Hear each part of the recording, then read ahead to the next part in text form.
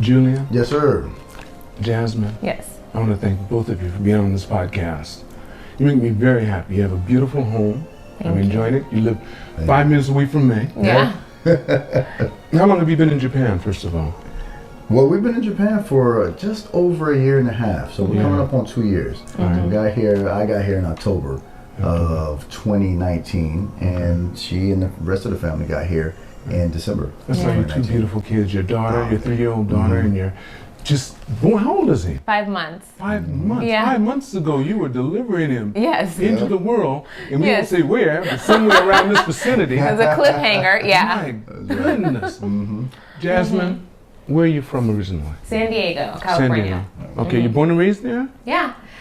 Born and raised, and then when I was 18, left for college, went to Howard University. You went to I knew professors there. Yeah. What's his name? He just passed away.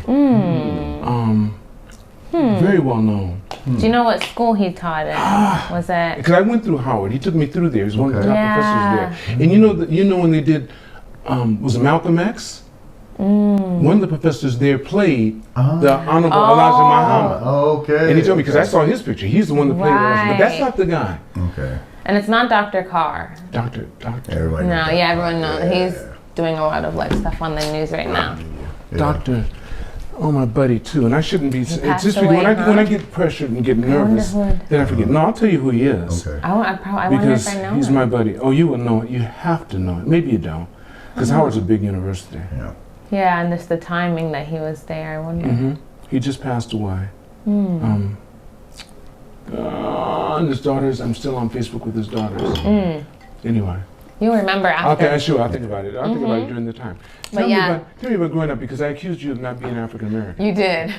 I said, "Where are you from, young lady?" You did. I Yeah. thought you were going to say some. I didn't know. I thought maybe the Middle East, or maybe you might say somewhere in Brazil, somewhere down there. You get that a lot, don't you? Yeah, it's funny because I've gotten this a lot. Well, from what we know, my grandmother's family was from Curacao. Okay. So that's like a small island off the coast of Venezuela. So that's like probably the South American vibe you're getting there. Yeah, and then on my dad's side of the family, his mom was like of Irish background and then Black American dad. So that's that whole, when you said Creole, you were kind of like Hitting it. international Creole. Yeah. Right. Yeah, you were kind of spot on, but yeah, I got that a lot growing up. But I didn't know that there was even a question mark about where I might be from until I went to Howard, and then I was like, oh, I don't look like everybody. Okay. Oh. That's why started East really Coast getting is different than West Coast, yeah. Yeah. And then I was just kind of confused, like. A lot of people are mixed in Cali, right? That's for sure. East Coast, not so much. No, they are, but they're segregated. I mean, they have their areas. You know, if someone's Italian, if someone's Jewish, you know, if somebody's Polish, they stick in their areas. Yeah. But in California, it's Kind of. It's a melting pot. you have a black area kind of, and then you have everything else mixed. Yeah. Yeah. You know, that's how. But the black area is mixed with everything else as well. Well, now That's it what- is. Yeah, that's now. right. Now it is. No, Yeah. yeah. Well, I guess that's true. That's what I So noticed true. when I got over there. You know, I was in Pendleton for a couple of years. Where? Camp Pendleton. Camp Pendleton. Yeah, okay. for a couple of years. So you started to notice, you're like, okay, I see the different mixtures, the black and Mexicans, the black and Middle Eastern. You That's right. start to see black and Asian, Filipino. a lot Filipino, That's right. Laotian, black and Korean. Like you'll see that a lot. Going to LA, going to San Diego, Orange County. You're like, okay, it's a little bit different in the East Coast, but. Well, you're from the East Coast. Well, yeah, originally. So Kind of. But we're gonna go. But I'm gonna finish up with Jasmine. Yeah. Tell me, Jasmine. So how many kids in your family? Just me and my brother. You and your brother. Yeah. How are your mom? Are your mom and dad still alive? No, okay, my dad passed away. Okay. My mom is still alive. She's still in San Diego. Still in San Diego. Yeah, she's like, why would I leave? This is paradise. So, Are you yeah. the oldest or youngest? The oldest? How many years difference between you and your 6 years between me and my brother. brother? What was it like growing up in San Diego? Oh man, I loved it. Did Yeah, but I do think that I always craved like just a little more culture, and that's what sent me on my hunt to going to the East Coast. Yeah. Just like I love San Diego. I would go to the beach. I would go get Mexican food with my friends and go to the beach after school. Like, who does that? Like, whose life is that? Yeah. But as far as just like developing into a whole person, I feel like I was lacking just the culture and like knowing more about my people, my history, and like I wanted to really understand and really like feel like I was part of something. What'd your mom and dad do? My mom is a nurse. Okay. She just retired. And my dad was a nurse too. That's like they met like on the job type of thing. Okay. Yeah. Oh, wow. In California? They met in California? San Diego. Is that where they're both from? My dad's family, my dad was from Kansas City, Kansas. That's where my sister's living now. Really? Yes. Yeah, and I still have a lot of family there. The Norwoods, I don't know if she knows any of them. She probably will. She'll tell you on the podcast. Yeah, the Norwoods, all in Kansas City, Kansas. And then my mom was born in LA and then grew up in Vegas. Okay. And then she moved back to like San Diego, California area. Yeah, so West Coast. Okay, and then after you finished high school there, where'd you go to high school? Oh, that's San Diego. I wouldn't know. I'm thinking about LA. I was going to say. Oh, okay, trying to see if I could find something familiar. So from there, then after you finished high school, then you went to Howard University. Why'd you pick Howard?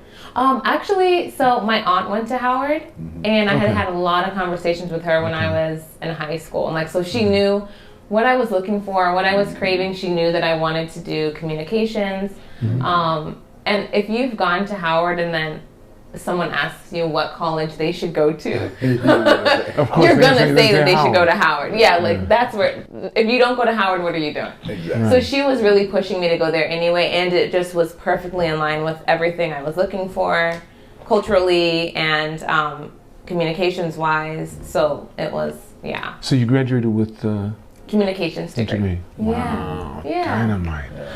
Let's get over to your husband, Julian. Yeah. Julian, okay. Yes. Tell me, where were you born? So I was born in Conroe, Texas. Okay. All right, 8 months old. My aunt, so my family origin, my mother's side of the family. You stayed there till you, what do you mean 8 months old? 8 months old. So I was Stayed born there to my too. mother in Conroe, Texas. That's where she was. Right. But my family origin were of African descent. Okay. So my mother being young, my mother was the baby sister of our family. So the eldest sister was kind of like the patriarch at the time. So she told my mother, listen, let me take your son back with me to Africa, Liberia to be exact. And so I went to live with my aunt when I was 8 months old, raised by her family, 2-parent household. In Liberia. In Liberia, yeah. Whoa. Your mom and dad stayed, were they together or your mom? No, they weren't together. They weren't together. My mom, okay, so that's why she took her. Went to the States. And your sister, And then your aunt said, I can take better care of him. Listen, let me grab him real quick. Okay. Raise him. So I'm taking him back to Liberia. We have a nice little situation going here. Did she have any kids of her own? Oh yes, of course. I have. At the time, I had 2 older cousins from my aunt. So they're like my older brothers. How many years difference between you and them? So as a 1.5 year difference between they were still babies too. and there's like an 8-year difference between the Okay. oldest one. Right. And so they're like my older brothers. So we're raised in the same household with my aunt and her husband. And if you know the history of Liberia, back in 1990, I was about 6-7 years old. Huge civil war kind of kicked off, and so we had to flee Liberia. Since I was born in America, I, with all the other American citizens, were airlifted out of Liberia to America, to the States. So your aunt took you to the consulate or whatever, right? Oh yeah, so this is an American citizen, got his passport, because they were being airlifted. What about her? And So you could escort 1 adult. So she my aunt went with you. already had a daughter. After some time taking me back to the Liberia, she had a daughter that was born in the States. So her daughter escorted her. Yeah. Beautiful. And I escorted my uncle, and we came to. Who would happen to the two her 2 sons? They stayed with their dad until they were able to get to America. But they eventually were able to get to America. So your aunt and her husband stayed together. They were together. They were together. Absolutely. Okay, all right. Absolutely. But war, it's a horrible thing. Splits families apart. You have to do what you need to do. Separate. We had the means to get to America. So him being the father that he was, he sent his wife and daughter to the States. And so my mom was already in America. So we had somewhere Had to you come to. been?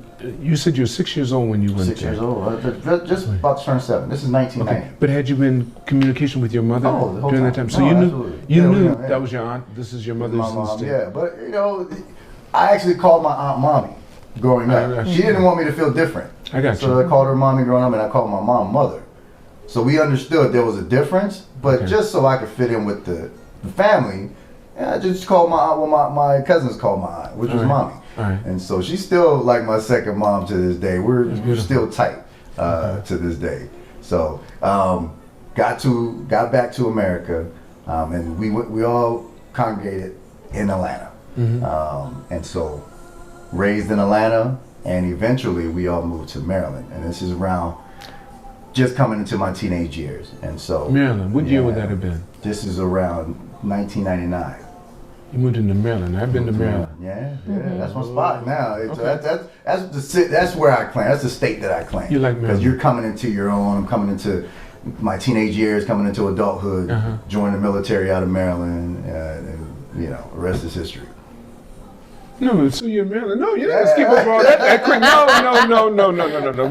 We don't roll like that. Okay. So you're in Maryland. So when Yeah. you got there, after being in Africa, what did it feel like? In Liberia, right? Yeah. Well, we'll go back to Atlanta. So Wait. Is there what's the language there? That's English. In English. So- But they have to have a local language. Come on. Oh, there's a couple of local languages. There's plenty of tribes. There's multiple tribes. But what tribe were you a part of? My grandma's from the Bassa tribe.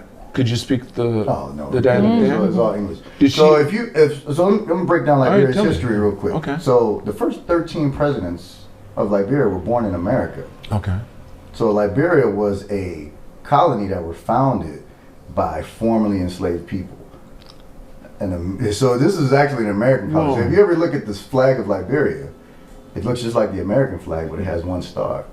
So in 1847, you had formerly enslaved people go back to Africa from Virginia, And they established. and they Liberia. established a colony. So from 1847 to like 1903, all the presidents of Liberia were born in Virginia. So they're Americans. So it's all going back. Now, I this doesn't love get taught in No, anywhere. American No, this schools. is my first hearing. But This is So fantastic. if you do your history on Liberia, you have a lot. So my family's last name is Cooper. So there's a lot Cooper, Taylor, Johnson. Like there's From their they're prior all owners. from Yeah. America. Yeah. So there's a split, right? So you have your native Liberians that come from the native tribes, and then you have descendants of the Americans that came back. So that causes kind of a rift. Of and course it would. That's kind of the undertone of the war that happened. Okay. This is that's a whole nother podcast in and of itself, the Liberian history. Right. So but that's my mother's side of the family. They're Coopers, and my father's side of the family, they're from Cote d'Ivoire. So that's a whole nother history. That sure is. Right. So but the history of my father's side of the family, my father was the former vice president of Cote d'Ivoire, former mayor of the capital city of Abidjan. His father was a king. He was the king of the Achan people. That's, you're talking, multiple villages, multiple tribes. And so that's a whole history in and of itself. So I'm a mixture of this too. So my grandmother and my grandfather from my mother's side, business class, entrepreneurs, did all that good stuff. And then, my father's side, obviously government and all that good stuff. So, it's a good mixture. End up coming to America. I always say that our family now, we're the American branch of the Dioulos who are making, legacy of our own on the American side. So how was it for you when you came back to America at 6 years old? First A time. little difficult when you're an African kid coming. Right, I don't know You how- speak with a certain dialect. So we speak English in Liberia, but it's a dialect. A dialect, of So course. you have a strong accent. Right. But when you get to a country before you turn 13, it's easy for you to gain the accent. Right, to get that accent. Right? But can you speak with the accent that you had in that? Absolutely. Give me a little bit. Do the rest of this and that. The rest of this. No, not the rest of it. No, just for a little bit. Just a little. Okay, So- I come and do the interview in the Liberian accent. Right. Right? So let me do the interview in the Liberian. This is my wife, Jasmine. Jasmine, right? And Lance, I appreciate you inviting us Right. to do this interview. We are appreciative of everything you are doing for us and we want to make sure that we maintain a good relationship with you. So it's just a slight, you know what I'm saying? I love hearing that, like when he talks to his family on the phone. Right. So like I'm a little bit like first 5 minutes I'm like okay, I understand, and then after the 5 minutes I'm like okay, I'm understanding everything now. I get it. What I just did was very slow. I know. No, it's very fast. It's really fast. Yeah, very fast. But it's just a slight dialect, and so that's a whole. Man, I wish Americans knew more about it because there'd be a sense of pride. There would be a sense of pride, a sense of nationalism if Americans knew more about their history. Yeah, that's what they need to know. Of course, you can't tell where you're gonna go in the future. But this is Marcus Garvey used to preach. Yes, he sure did. He knew Liberia. He sure did. He used to preach the Black Africa campaign. We have somewhere that's established for us already. But you know, what is it like now? I mean, after the well, the Civil War happened. 2003, UN stepped in, did what they needed to do. We had the first female president in Africa. This was something that was unprecedented, but she was able to do some good work, get the company established, and there's still some work that needs to be done. But as far right now, there's peace. Okay. You know, a lot of folks are going back opening businesses. A lot of the younger generation are doing real big things. I can imagine. Down in Liberia. So, I mean, are you ever thinking about possibly going there? Oh, of course. Look at that. Jasmine says, you may not be. She's going to go.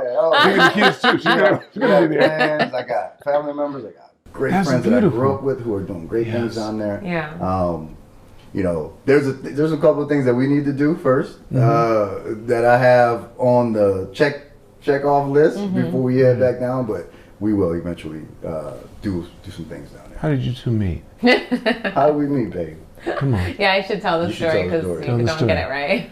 She says always gets it wrong. Because you put it in there. You know. He has a little spice to it. I got the male version. Yeah, Right? I mean the stories are the same. Yeah. They're just a little bit. We remember things a little bit different, but. So yeah, we went out at a lounge in DC. So like, we went out. So where you would go dancing, drinking, having fun with your friends. I went out with one of my girlfriends. It was her birthday, and we went out with a couple of our friends. So that weekend actually was it the centennial for the Q? Yes. Yeah. So what's that? Okay. Yeah. Go ahead. You got it. You got it. So remember when we first met? I told you that.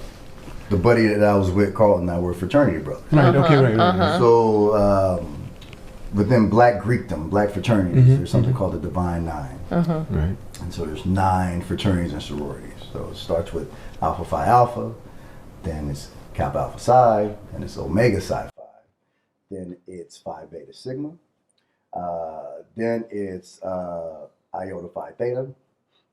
And then you get it to, then the sororities, we'll jump to the sororities, starts with Alpha Kappa Alpha, Delta Sigma Theta, Zeta Phi Beta, and Sigma Gamma Rho. So Divine Nine, right? Did I miss anyone? I don't think so. I think I got everyone, right? Yeah, I hope so. So that was, those are the fraternities and the sororities in Divine Nine. There's a little bit of a rivalry amongst, you know, we have our stereotypes, and so my fraternity, we're known, a lot of lawyers come out of my fraternity, a lot of doctors come out of the Alphas, a lot of intellectuals, a lot of lawyers, a lot of, you know, we got a little bit of swagger to us, right? A lot of entrepreneurs, a lot of guys that know how to talk a good game and walk a good game and make a little bit of money, right? So, Omega Psi Phi, a lot of athletes come out, right? And so, a little bit of rivalry. So we were founded the same year, though, 1911. We were founded first, and they were founded later on. But wait, you went to Howard too? I did not. I went to University of Maryland. Okay, University of Maryland. But they're like, so if for people who don't know, Howard and University of Maryland, it's just one thing about going to college like in that area that's just so cool. There's like 5 or 6 universities within like 20 minutes of each other. So if you go to one, you party with everybody. So I think they're like 30 minutes apart. Howard to the University of Maryland is like, you can kind of get both experiences. You can kind of get the HBCU experience. You know what's going on, you're right. Yeah, and you can go to the big football game still, or you can go like whatever at the University of Maryland, like a bigger campus. So yeah, so they're close, where if you go out on a Friday night, you're going to be out with other people from the other schools. And it's a big deal. So you got to that. But you was telling me about what was the name of the So Kappa Alpha Psi is my fraternity. Okay. Omega, the Omegas. The Omegas. Also called the Qs, which is what we called them at first. Right? Okay. All right. Omega Psi Phi. Great brothers. Got some great friends. Yeah, one of his groomsmen. This is not what you are. Not gonna talk bad on them, but we're known for being kind of pretty boys, right? I got you. Super smooth. Okay. They're known for being athletic, big, chunky dudes. I guess she had. So that night that we met. He takes over. So thank you for the history. Okay. So that night that we met.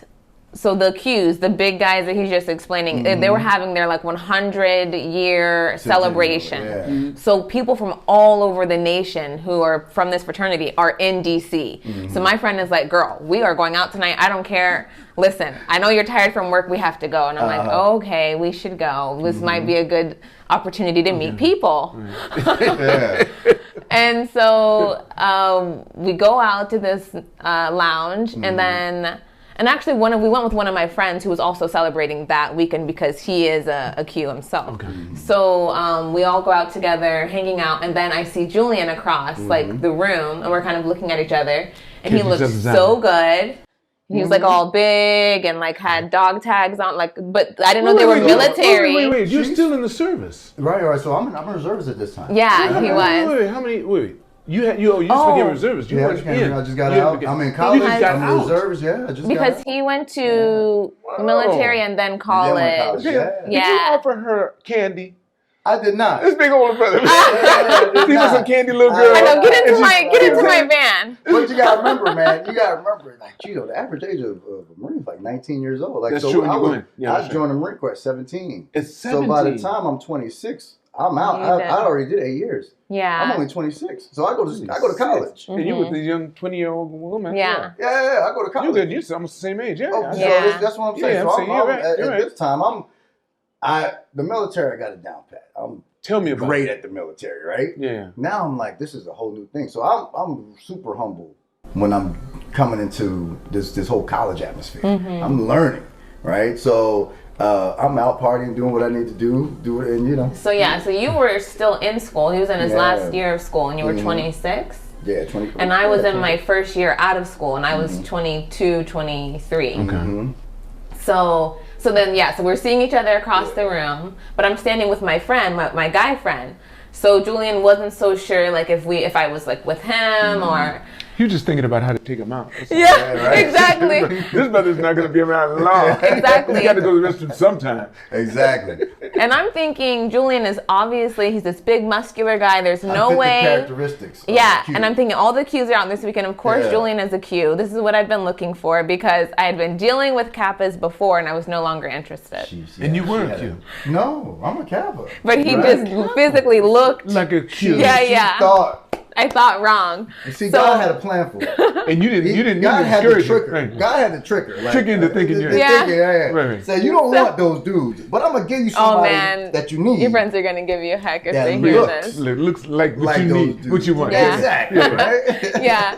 And so then he came over. Uh-huh. And you talked to my friend first to make sure. Because they had to do with them. Yeah. We got a little crew and there was a guy there. So I was like, hey man, that's you? Yeah. He said, and then he said, no. He said, no. You said, what'd you say? You said, what'd you say, brother? Say it again.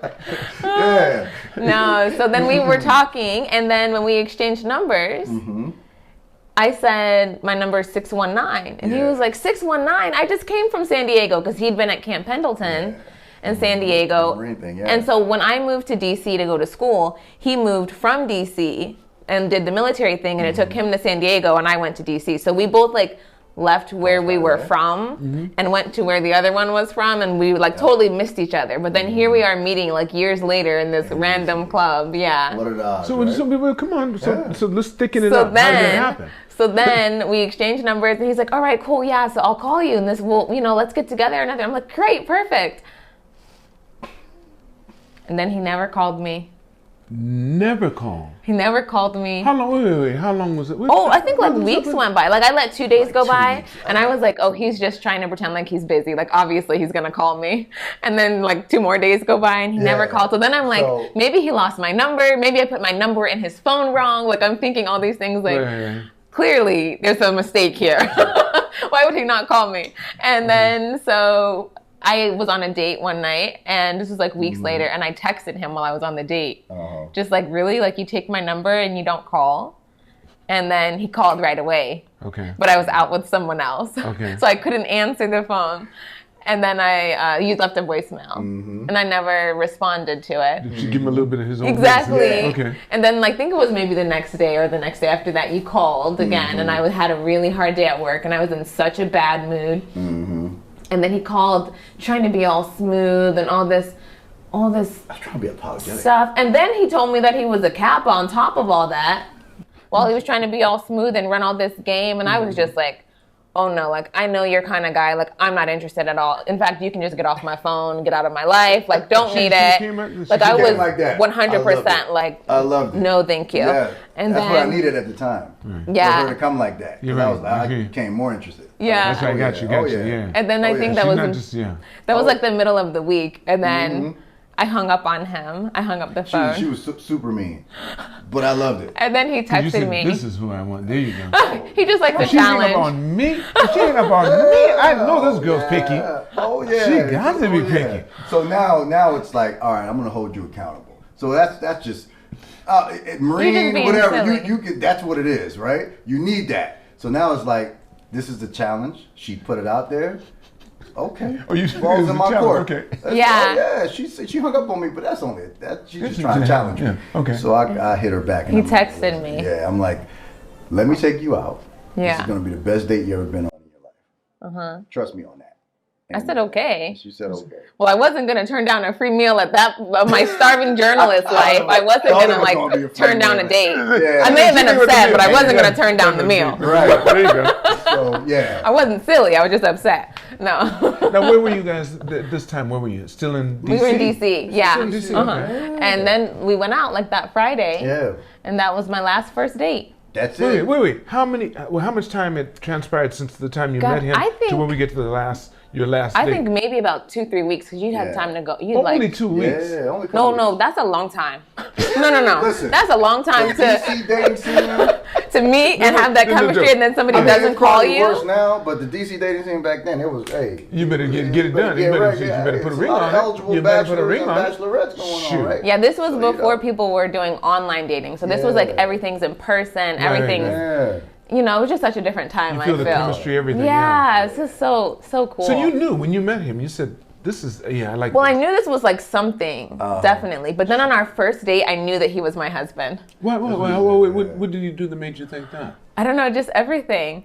I just knew. I just remember he was talking across the table, like we're sitting across the table, and he was just talking. And then in my mind, I'm just picturing that we're married and we're just home from work. Yeah, I'm just like, we're just catching up after our day at work, like whatever, casual date. Yeah. With my husband, but I don't even know this man. So what were you thinking, Julian? Not bad. No, what you thinking? Yeah, what were you thinking? No, I was. That you could tell. So there were things that were happening. It was like a domino effect, right? I picked the restaurant, which ended up being her favorite restaurant. I picked the restaurant. It was L'Oreal Plaza up in DC. It was a Mexican restaurant. Without talking to you. Just knew. The things with stars were just aligning, right? On the first date, I was thinking, this date is going great. Right, this girl's great, blah, blah, blah. Like, she's checking all the boxes. Then we went dancing. Because at first, you know, I had a little nickname for her because she was so classy. And all this posture. And just I used to, you classy. Okay, you classy. All right, classy. All right. That's the night that we met. You're like, classy jazz. Classy jazz. So, I'm like, all right, let's see if she can have fun. So we went dancing after. After dinner, we went dancing. Yeah, she got down. She got down. I was like, okay. And number two. Yeah. Right. And so after that night, and then we had a chance to talk a little bit too. I was like, oh yeah, she got them all. Yeah. She got everything. Run. She said she has everything. Run. No. So I'm like, we got to do this again, and then we kept doing it. Yeah. And she said it was the last first date. We came to a point where we were like, all right, I'm not seeing nobody else. You're not seeing anybody. But yeah, we were sitting out at dinner one night, and I was like, I haven't seen anyone else this week. And he's like, me either. And I'm like, are we like, maybe we're in a relationship? Are we like right. Are we exclusively dating? You hadn't decided. No, we were just still casually Yeah. This was quick though, like a couple of weeks. So yeah. Yeah. So when did you put a ring on it? Oh, that came. Oh man, so that came. This is the best podcast all I've ever had. Yeah, all this has happened in 2011, 2012, late 2011, 2012. I put a ring on in 2014. Yeah. So maybe we should talk about. Yeah. So career paths. Yeah. That's. I feel like. That's what happened. Right. Is it okay? Because when you just talk about what you want to talk about. I want to hear it. Because I think this is about you. It's been so when we met, we were dating for like about 7 months, 8 months. Yeah. And then he was like, "I need to go overseas for my career to go to the next level. I need to go overseas." And I was like, "Okay, well, for my career to go to the next level, I need to go to a small town so I can be on air." Because I was doing like production assistant work. So behind the scenes, like researching, answering phones, setting up interviews for journalists. And I wanted to be a journalist. So I was like, okay, so if you're going to go overseas, maybe when you go overseas, now I'll go to a small town. Because if he would have stayed in D.C., I was going to stay in D.C. because I was going to get married. I wasn't going to be going to no small town and working and doing all that. Listen, like if you're going to leave, I'll leave. If you're going to stay, we can do this thing now. It's fine. It's not that important to do a career. Right.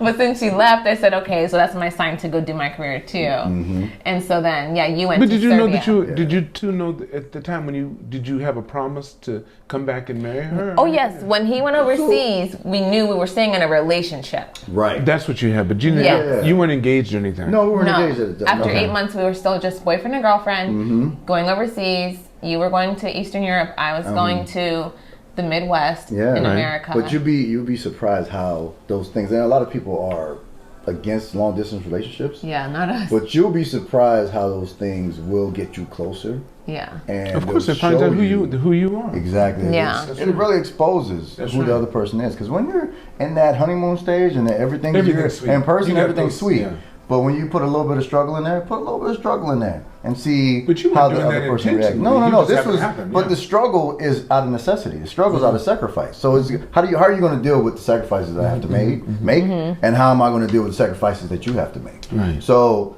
I'm a government contract. So as soon as I graduated college, I was already out of the military, government contracting, doing stuff with the intel community, right?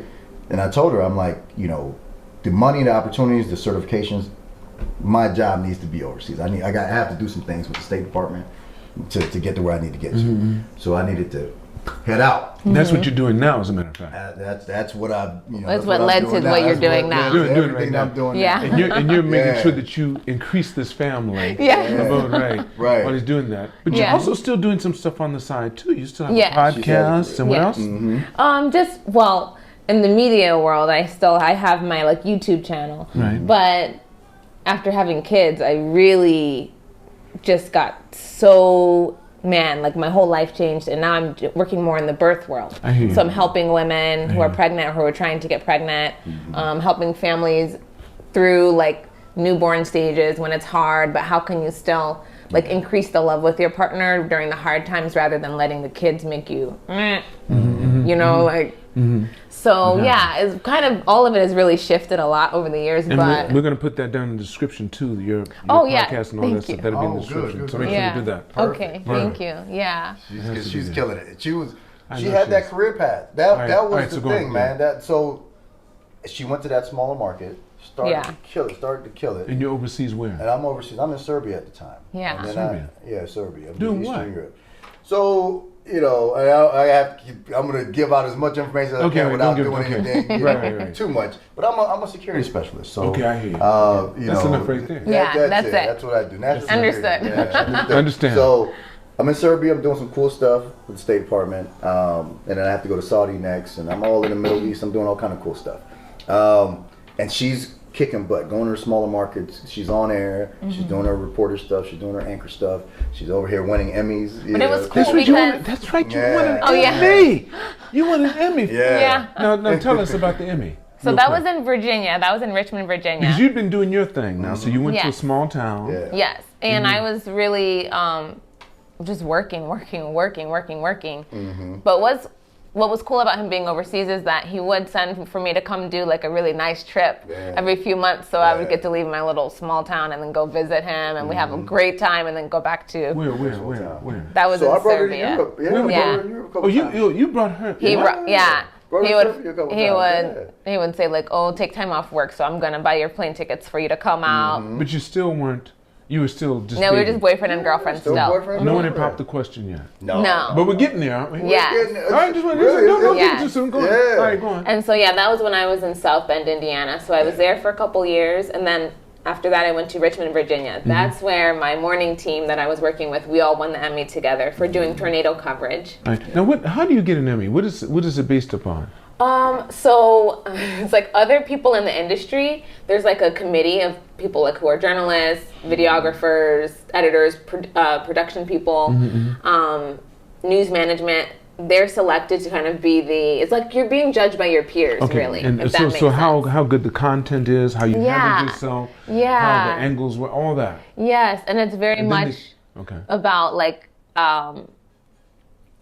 how the overall package would help the masses, like the people that you are telling the story to. You know, it's like, were you just like, oh, you're doing tornado coverage? That's cool. Were you like way far away from the damage, like way over there, as you can see, way up, cameraman, can you zoom in over there and show them? Or were you like in it, literally like picking up the stuff, right? Like, you know, just that they're looking for. Yeah, we were. This was the day. Why would you do this? This was the day. Did you know she was doing that? I do. Listen, man, this is the type of stuff that makes you fall in love. You're like, oh, you about it. Yeah, come on. You were in there. Yeah. But never by myself at this point. It doesn't matter. I had really incredible photographers and friends that, I mean, you just trust them with everything because you're with these guys and you go into really crazy situations basically every day. And so I always felt safe with the people that I was with. You heard that old, how you do one thing is how you do everything. So I'm watching her do all that stuff. I'm like, yeah, she got something. And I was so passionate about it. How's she going to be as a wife and mother? Oh, she's over here kicking, you know what I'm saying? Well, I mean, the thing that impressed me just right away when I came into your home and I saw your 2 children, and then you said, we're going to have 4 more. And I said, you said, of course. Yeah. I said, whoa. No, it really reminds me of my wife. Okay. Really? Yeah, I wanted 4. Yeah. Oh, yeah. 4 girls. So. Oh, girls. 4 boys. Yeah. And I said, at least, but if if I get 2 boys, 2 girls, I'm cool too. But that 3rd boy came out, and I said, I don't think we can make that. I don't think the odds are in our favor at this point. Yeah. No, we had that. But that's beautiful. That was beautiful because you don't hear that nowadays so much. No, and most people look at me like, are you? No, I love it. Oh, God. I was just the opposite. I was going, go ahead. Yeah, I love it. Cool. I love it. She's ready to have these kids. Hey, let's do it. Yeah. Okay, so she's hooking it. You got that. Yeah. She comes over a couple of times. Yeah. You win the Emmy. Yeah, but honestly, and the Emmy for our newscast and for the coverage that we did, that was very just.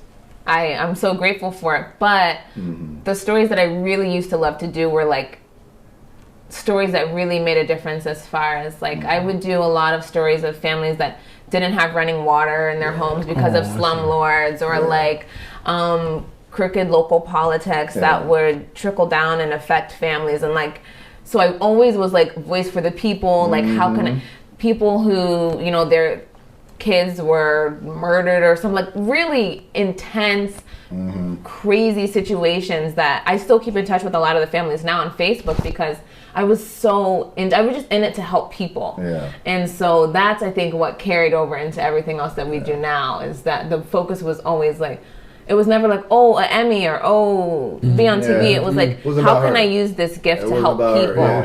And that's still the case. The little guy who doesn't have a voice. Yeah. That was kind of her philosophy. That's how she approached her work. Yeah. Right? So she would go after the stories. When they do their little news meetings or whatever, she's like, yo, what can I do to help somebody? We would go into like homeless camps, everything. What was the scariest situation you've ever been in? Oh man, there's so many. I mean, there was one. Name a couple that like the first time when you said, "Whoa, hold it! I don't know where's my man?" Yeah, but it's so funny because normally it would take me coming out of the day and like debriefing on the phone with him and him being like, "You did what?" Yeah. Because when you're so in it, like you're not even thinking about. No, there was one time like I was at breaking news one time where all of us reporters and photographers responded to something that happened. There was like a shooting, and so we all go out there to the scene, and then one of the police officers came over to us and said, guys, get down behind the police car. Everyone duck behind the police car. We think he's coming back around. Yeah. And so that was like, I was like, I might lose my life out here. I might die out here. He's coming back around. They're not paying me enough. He's going around. Yeah, they think the shooter is going to come back. And so I'm like, wow, I never thought, all the breaking news I've done, I never thought of that being a thing. Wow, that's a real, I'm ducking behind a police car right now so that I don't get shot.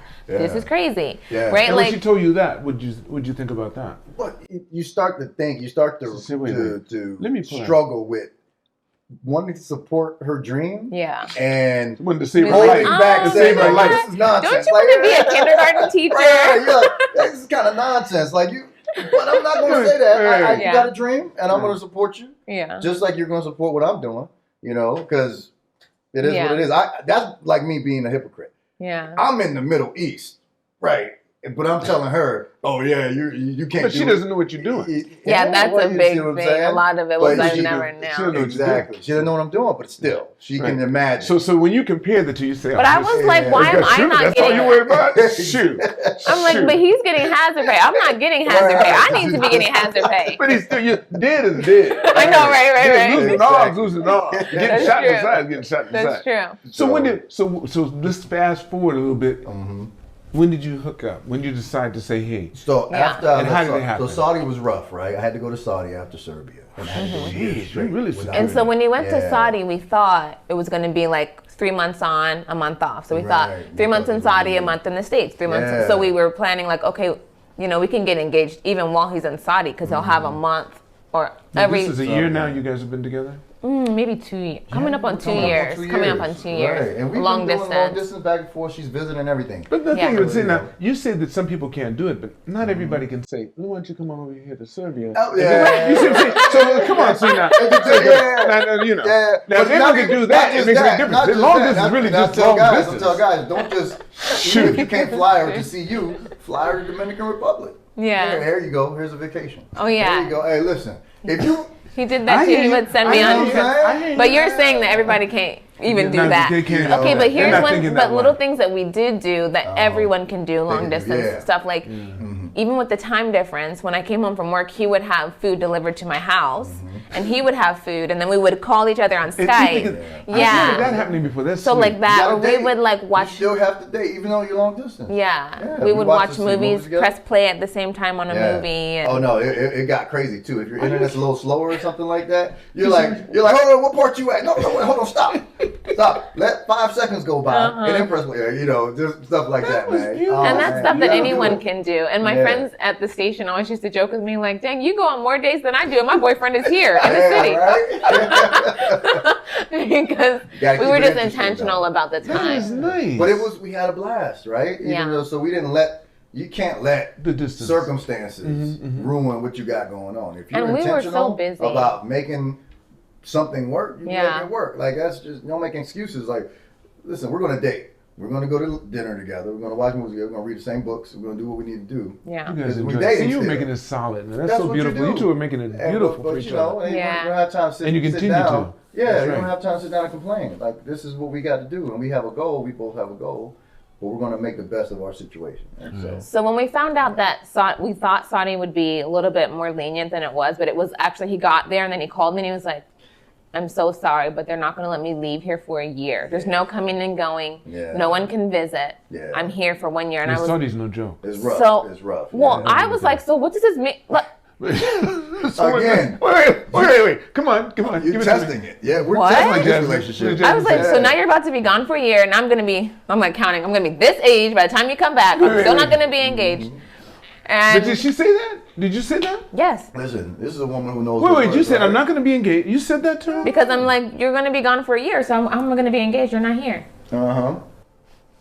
I can see the picture. Look at that. So it's almost like it's like. And you guys, now this is 3 years into it or 2 years? We're still about 2 years into it. Yeah. But. So, okay, like I just explained, we're doing all of this stuff. Where's it going to lead to? Yeah. Right? So it's like, hold on, dude, you know what I'm saying? Where is this leading? Yeah, right. We're going on dates. We're doing what we need to do. Where's this leading? What's on your mind? And I think it was just her way of trying to get a little insight into where my mind was. Yeah. But I can't tell her. I'm already planning. I got this the ring. I already bought the ring. But I'm not gonna let her know any of this. Yeah. I got the ring already. This is already.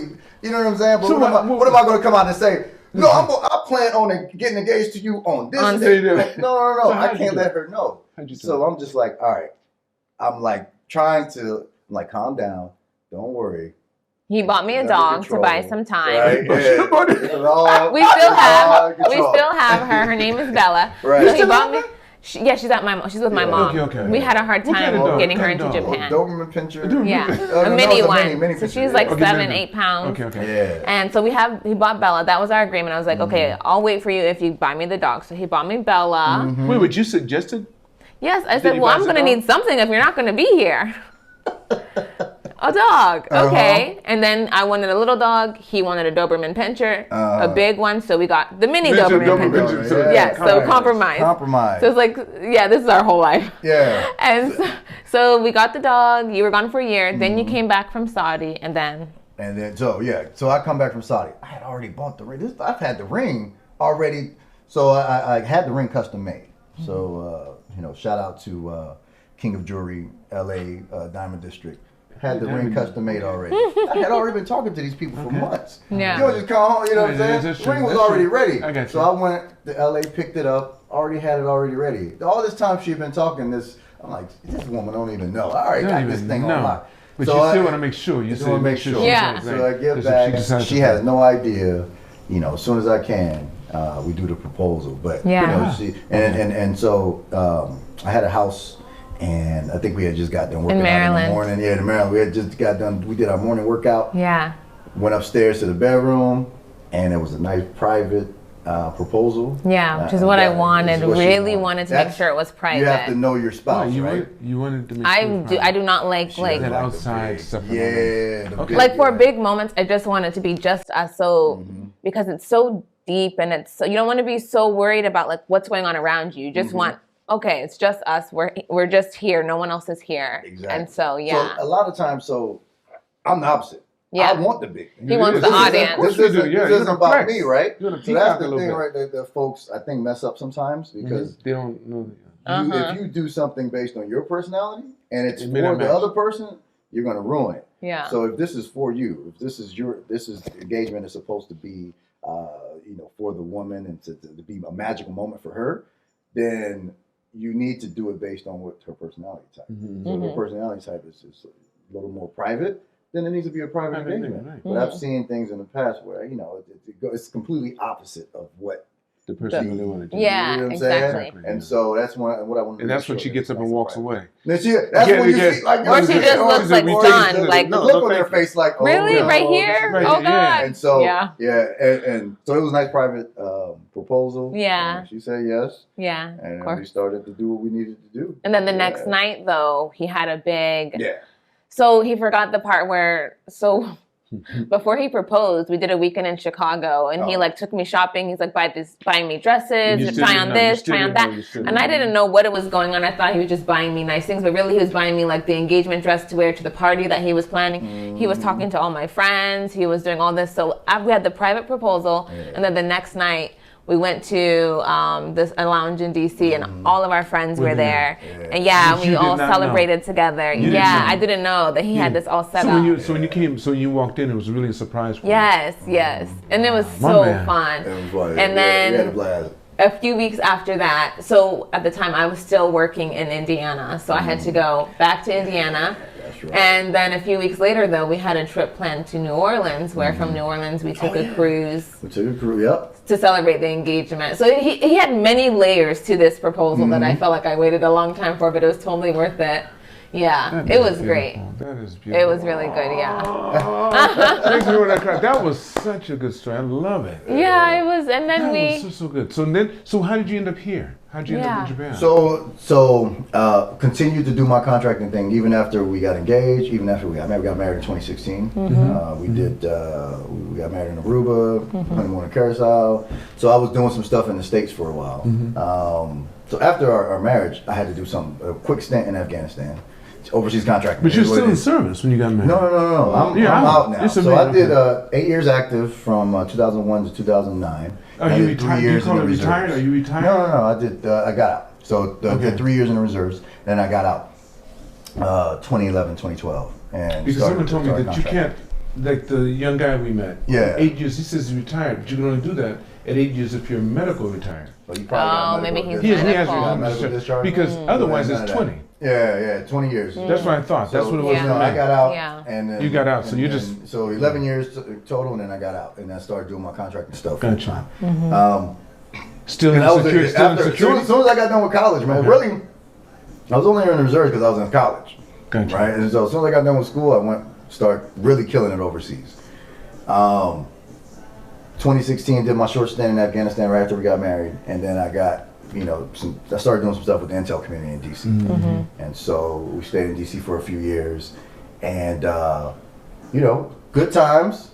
Overseas started calling me again, and then I ended up doing a quick stint in Lebanon. Okay. While I'm in Lebanon, a good buddy of mine said, "Hey man, they're looking for some guys with your qualifications in Japan, right? They need some guys to be advisors to the Japanese." And I'm like, "Be nice." He's like, "You can take your family with you." I'm like, "This is what I've been waiting for. Yeah. This is exactly what I've been waiting for. A lot of solos time, a lot of solo gigs, and there were some family gigs we were looking at. It was between here and Australia, and so." But this one seemed like the perfect fit. Yeah. You really wanted this, Jasmine? Oh man. Had you ever been to this part of the world? No, but I knew that I wanted us to have like the international experience as a family, but wow, when we found out Tokyo and then we started just learning more about the just package and everything, and we were just like, oh, yes, this is so it. Like we are in. Yeah, now I'm like, I'm never leaving. Yeah, I'm telling you. Once you're here, it's This is like, similar, that's it. To me, it's sometimes similar to people that go to Hawaii. Yeah. They say they're going on vacation, then they never leave. You don't leave. Oh, yeah. No. But this place, as an expat, Yeah. it's hard to leave. Yeah. I don't, I'm like, I've been I'm here 46 seriously years like, now. I've been here 46 years, and I just cannot think of it. Oh, man, And every that's time I great. leave, it doesn't matter where I go. yeah. Except for when I went to Dubai. Mm. I like to have a place, something in Dubai. I'm thinking. Yeah, me too. Just because- I'm Dubai still, trip. yeah, we're That, still that working on that Saudi, one. that I Saudi haven't trip was been supposed yet. to be when I brought her to Dubai, but Saudi was And Saudi won't a lot know. Saudi's of completely different. restrictions, Yeah. and I couldn't bring Yeah. her You're right. to Dubai, but we got It's on the list. It's on the list. Yeah. So what are you looking for in the future? What's Oh man, I'm like, so he's gotten to live most of his adult life overseas. This is my first time, Right. and now I'm like, don't ever take me back to America. I just want to keep our family like Expat. everywhere international. Yeah. All these collecting all these experiences, connecting with all these people. Exactly. Our Isn't kids it have beautiful? just man, and just for the kids too. It's She so caught the bug, amazing. man. She caught the bug. it's hard? Yeah, It's and hard. now I on mean that, yeah. we can work with our computers and phones. Be Like anywhere in the honestly, world. Anywhere in the Exactly. world. why would do we you be have to- sitting in America? Yeah. Why would But we the do that? The thing I like to see is this. I don't know why we would do that. I love being an American. I love that with all my heart. Yeah, of That's why I course. was in the service and stuff. But even though I was drafted, but it's hard for me to live there. But if I were going to live there, the only place I think I could live would be Manhattan Really? because it has everything right there. It's kind of like an But it's expat. not kinda like- being an expat. What it is, it's like a gated community. Yeah. With that little Manhattan Just right there. in that Yeah. square. You don't get a whole lot of stuff in there, you know. Yeah. It's Yeah. all controlled. It's all Okay. very controlled. It's Yeah. true. And that's why, like, every time I go there, I love it. But to be here, somewhere This is- so safe, so clean, everyone's so polite.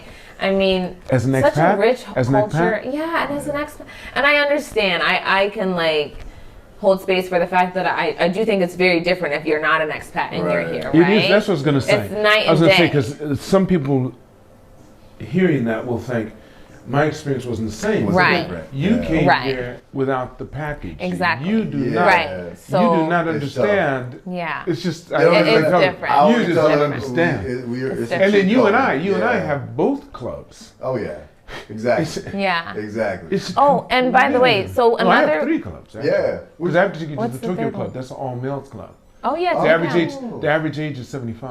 Oh, how okay. cool! That would Yeah. be cool for you to check It's, out. it's That no, would be nice. yeah. Absolutely. And I yeah. can take you too, but it has to be in the Oh. evening. Women can come Okay. in the evening for dinner. Yeah, that's That's it. awesome. When But I maybe you take go you- first solo Okay, and then check it yeah. out. And a Yeah. suit and tie. You have, Okay. And they've Yeah. just relaxed our dress code. And I'm trying to think, can we not wear? We still have to wear a coat. Okay. You still have to look. But you not- still have not to- a tie, maybe. Not a Maybe tie. we'll- That's the Yeah. only thing. Oh, cool. That'd be That'd be awesome. nice. No, when you go and see that, you'll say, okay. Okay. And These are what the was- people that built Japan. So funny was that when you came, so he lived in Okinawa For what, 2 years? 2 years. So When you were Marine has 18? a lot of bases. How many bases do the Marines man. have? Wait, they have. in Okinawa, I mean, your base is probably one of the biggest in the Middle East. well, it's just, there's multiple. So it's I probably know like there's also 7 total, if I'm not mistaken. Because Yeah. Hands Marines are all over there. They've been into Cancer, Foster. That's That's right. 5 right there. Marines only. Marines only. That's right. I think Marines have the most bases there. So Because you have there's a Air lot of Force, bases. Army, you have Air Force and Army too. And you Yeah. do. Right. You got, of course, you got Air Force Army bases, naval, a couple naval bases, but Right, I think yeah, so. a lot of Marine bases. That's But he right. was always, like, our whole relationship, he was, like, talking about Japan is so great and this and that. And I'm like, get over it. Like, seriously. We live in America. Like, stop with all this Oh, really? Japan. 'Cause That's what I how was you always, do. I'm like, That's why how are you you, do. okay, like, I get it. You like Japan. And then he brings me here and now I'm the one that's like, oh, Japan is the best place in the whole world. Why would we ever be anywhere other than Japan? And so I get it now. I get it, She yeah. understands. Really nice. She understands. Yeah. Listen, I all love the Japanese people, Drive everything. Japanese cars back home, everything. All Japanese. Yeah. She was like, what is this Japan obsession? Like, I get Wait till you it. get wait till there. you get Yeah, there. I get it. Yeah. Yeah, and then just to be here and be, I mean, the fact that we had Niall here and like to be learning so much from the traditional midwives here and how they care for women, how they care for babies, Isn't all that of big- that.